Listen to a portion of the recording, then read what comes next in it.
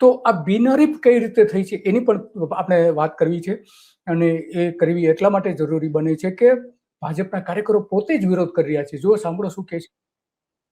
મારી મહેનત કોઈ દેખાય નહીં તમને, મારી મહેનત કોઈ જોઈ નહીં તમને, મારી મહેનત કોઈ દેખાય નહીં તમને. બસ ઓમ નમઃ શિવાય. તો આ મહિલા, આ એક મહિલા નહીં, અનેક ભાજપમાં અનેક નેતાઓ એવા છે જેને આ રીતે પરેશાન થયા છે અને ટિકિટો નથી મળી, એનો વિરોધ છે. અને એટલા માટે આપણે આજે વાત કરવી છે, કારણ કે ભાજપનો જે પૂર્વ જનસંઘ હતો ત્યારથી અને પહેલી બેઠક બની હતી 1962. આ એટલા માટે વાત કરવી હતી કે પ્રદેશ પ્રમુખ જગદીશ પંચાલે એવું ગૌરવ કહ્યું છે કે મેં 700 બેઠકો બિનહરીફ કરી છે. એ બિનહરીફ કરવાના અનેક કારણો છે. એમાંનું એક કારણ છે કે ભારતીય જનતા પાર્ટીની અંદર મોટા વિખવાદો હતા અને વધારે બેઠકો મેળવી બહુ મુશ્કેલ લાગતી હતી.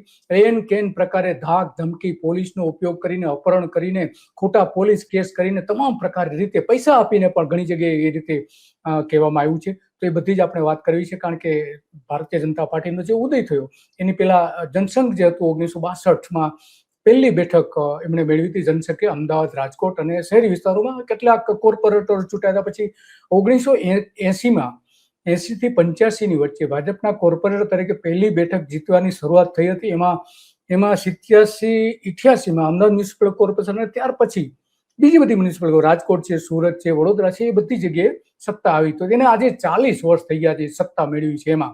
અને એટલા માટે આજે વાત કરી છે 28મી એપ્રિલે 393 સ્થાનિક સ્વરાજ્યની સંસ્થાઓની કુલ બધી થઈને 9,992 બેઠકો, એટલે કે 10,000 જેવી બેઠકોની ચૂંટણી થવાની છે. એમાં 700 બેઠકો બિનહરીફ ભારતીય જનતા પાર્ટીએ કરી છે, કારણ કે ભાજપમાં આંતરિક વિખવાદો, બળવો, વિરોધ અને અનેક સ્થળે મતદારોએ પણ વિરોધ કર્યો હતો. એના કારણે ભારતીય જનતા પાર્ટીને એવું લાગતું હતું કે એ કોઈ પણ રીતે વધારે બેઠકો મેળવી શકે એમ નથી, અને એટલા માટે આ બધી વાત થતી હતી. શું બીજા કાર્યકર કે છે પણ જોઈએ કે કઈ રીતનો વિરોધ છે. મહિલા મોરચો મેં મારા વોર્ડ નંબર 3માં નગરપાલિકાની દાવેદારી કરેલ છે. વર્ષોથી ભારતીય જનતા પાર્ટીના સાથે જોડાયેલી છું. સંગઠનમાં રહી અને તન મનથી સેવા કરી છે, કામ કરેલું છે. એમ છતાં પણ કાલે 10 તારીખે એવા વ્યક્તિને ફોર્મ ભરવા બોલાવ્યા છે કે જે પાર્ટીમાં સક્રિય તો નથી, સક્રિય સદસ્ય નથી, સક્રિય નથી, રાજકારણનો રહ કે ભાજપનો ભ પણ નથી. એ વ્યક્તિને સમજ એવા વ્યક્તિને ફોર્મ ભરાવેલું છે.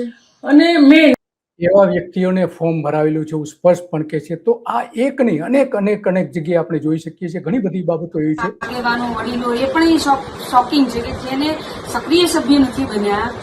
પાર્ટીની ગાઈડલાઈન છે કે સક્રિય સભ્ય હોવા જોઈએ, તમારે પાર્ટીના મેમ્બર હોવા જોઈએ. આ તમામ વસ્તુ જે નથી એવા લોકોને તમે અચાનકથી મેન્ડેટ આપો, એવા લોકોને તમે ટિકિટ આપો એટલે ઓબ્વિયસ છે કે કાર્યકર્તાઓ છે, આગેવાનો છે, તાલુકા પંચાયતમાં જેણે ફોર્મ ભર્યા છે, અમારા પણ સપોર્ટિવ કાર્યકર હોય. તો આ આપણે સ્પષ્ટપણે જોઈ શકીએ કે કેવી નારાજગી છે લોકોમાં, અને અનેક વખત આની રજૂઆતો પણ લોકો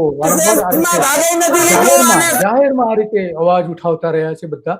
અને મનસુખ વસાવાએ તો આ બધી પ્રક્રિયા શરૂ થાય પહેલા જ કહી દીધું. સાંભળીએ, મનસુખ વસાવા એક એવા વ્યક્તિ છે કે જે ભરૂચમાંથી સૌથી વધારે વખત ચૂંટાવાનો આખા ગુજરાતનો રેકોર્ડ ધરાવે છે. એને સ્પષ્ટપણે કહ્યું હતું કે ભાજપ માટે કપરા ચરણ છે. આમ આદમી પાર્ટી કે કોંગ્રેસનો નથી.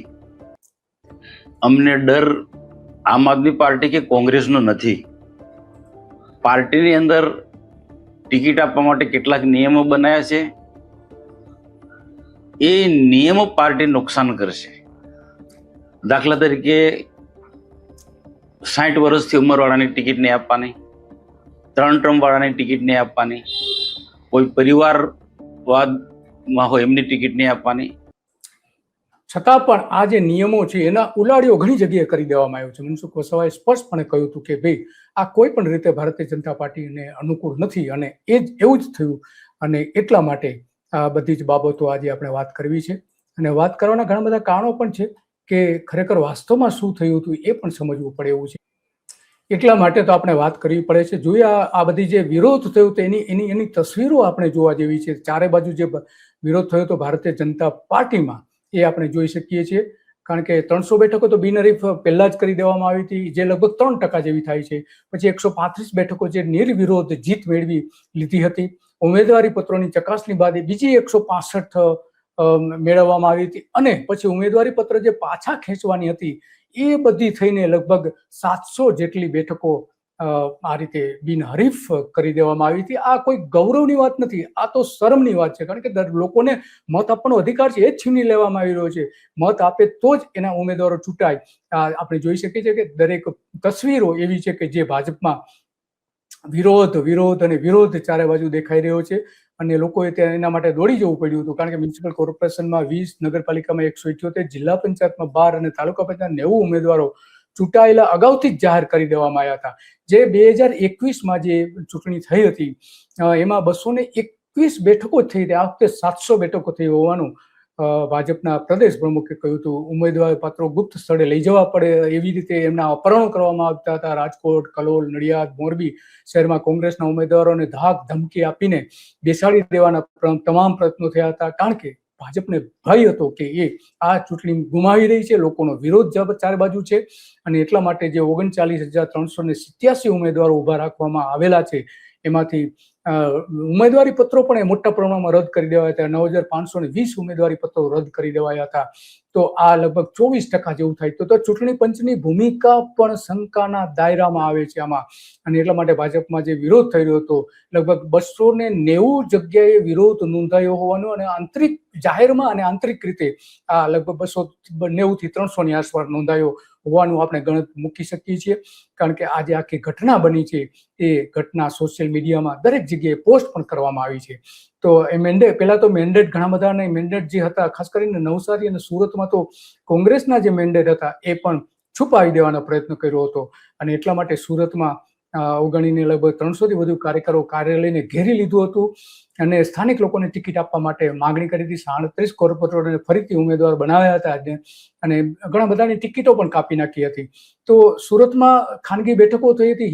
હીરા ઉદ્યોગ જ્યાં આવેલું છે ત્યાં અલગ અલગ વિસ્તારોમાં, ખાસ કરીને વરાછા છે, કતારગામ છે, પૂણા છે, કાપોદ્રા છે, સરથાણા છે, વેડ રોડ છે, અમરોલી વિસ્તાર છે, ત્યાં ખાનગી મિટિંગો થઈ હતી. અને ભારતીય જનતા પાર્ટીના જ નેતાઓ કાર્યકરોએ નક્કી કર્યું હતું કે આમાં હરાવવામાં આવશે, ને એટલા માટે મોટા પ્રમાણમાં ત્યાં આ રીતે ઉમેદવારી પત્રો પાછા ખેંચી લેવામાં આવ્યા હતા. અને બીજી બાજુ જે પક્ષ પલટો કરીને જે ગયા હતા એમને પણ ટિકિટ આપવામાં આવી નથી.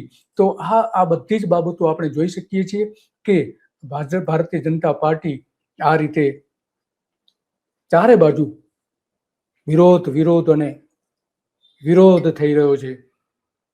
અને એટલા માટે આજે આપણે વાત પણ કરવી પડે છે.